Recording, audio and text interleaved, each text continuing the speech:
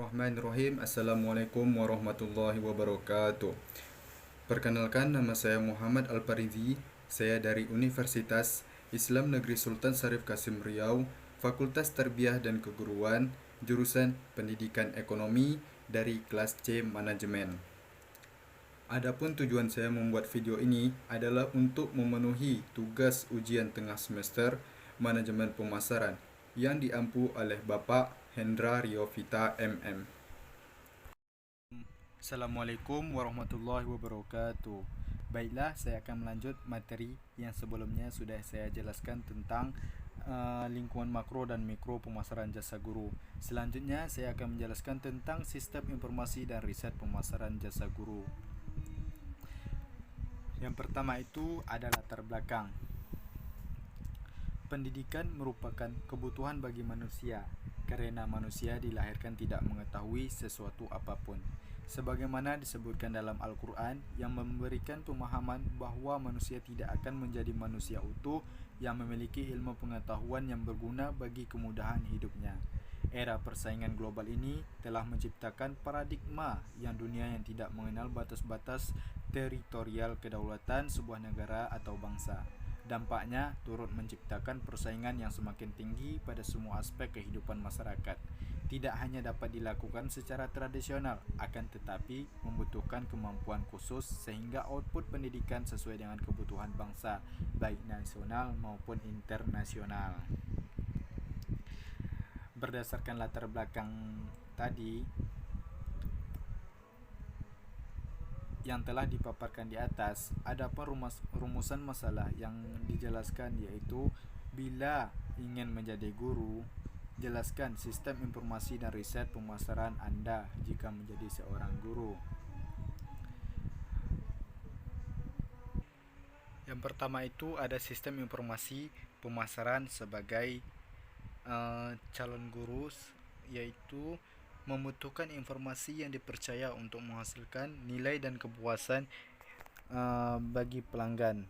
Pelanggan di sini adalah siswa, agar dapat memahami kebutuhan keinginan pelanggan secara utuh. Informasi sangat dibutuhkan oleh perusahaan.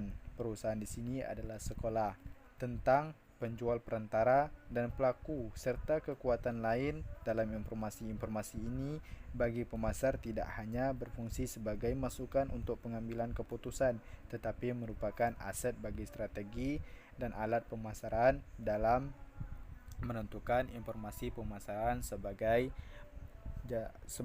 calon guru. Dalam sistem informasi pemasaran ada tahapan-tahapan yang harus kita lakukan. Yang pertama itu,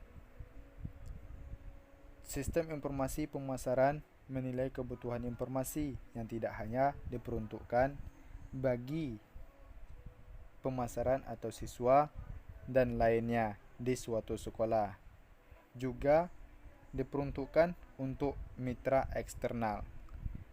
Yang kedua, ada tahapan sistem informasi pemasaran mengembangkan informasi dari database internasional, kegiatan intelijen pemasaran dan riset pemasaran. Harus dipahami bahwa database internal memberikan informasi tentang operasi sekolah tersebut, walaupun datanya dapat diperoleh dengan cepat dan mudah, tetapi seringkali harus disesuaikan dengan keputusan pemasaran atau sekolah tersebut. Sementara itu, data yang disediakan oleh aktivitas intelijen pemasaran, yaitu sekolah, adalah informasi sehari-hari mengenai perkembangan lingkungan sekolah. Adapun data yang diberikan oleh riset sekolah adalah mengenai kumpulan informasi yang relevan dengan masalah sekolah tertentu yang dihadapi oleh sekolah tersebut. Selanjutnya ada riset pemasaran.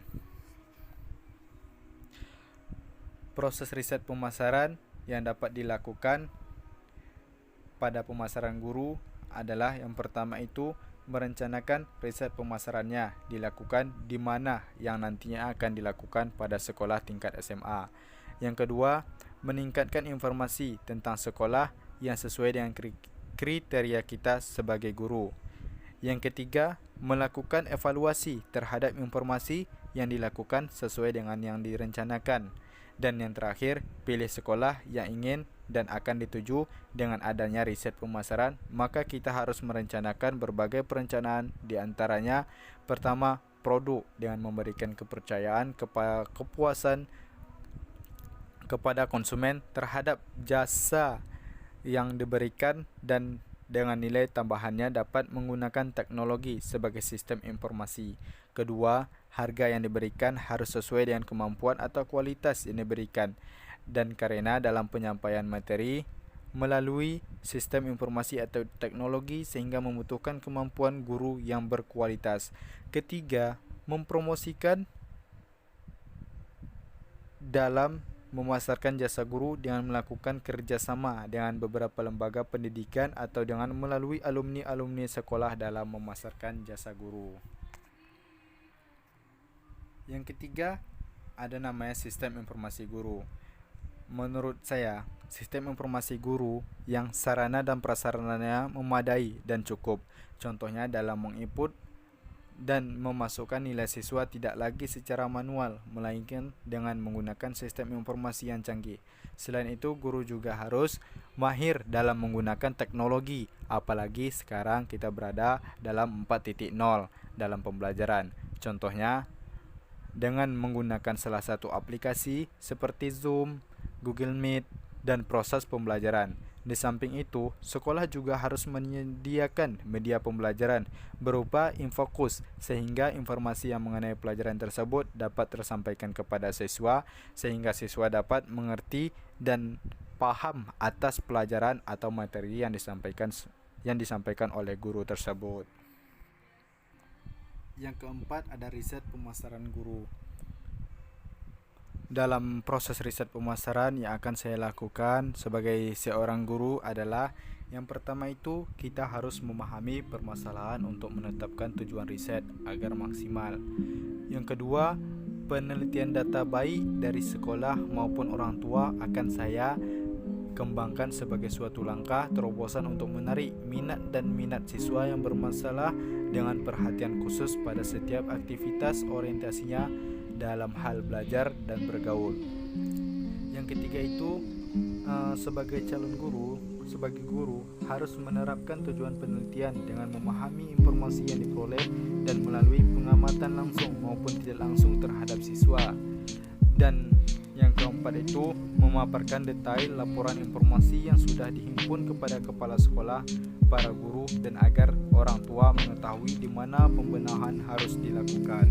Itulah yang dimaksud dengan riset pemasaran guru. Selanjutnya ada kesimpulan. Kesimpulan dari semua materi tadi, sistem informasi pemasaran atau SIM terdiri dari orang, peralatan, dan prosedur untuk memilih dan menganalisis, mengevaluasi.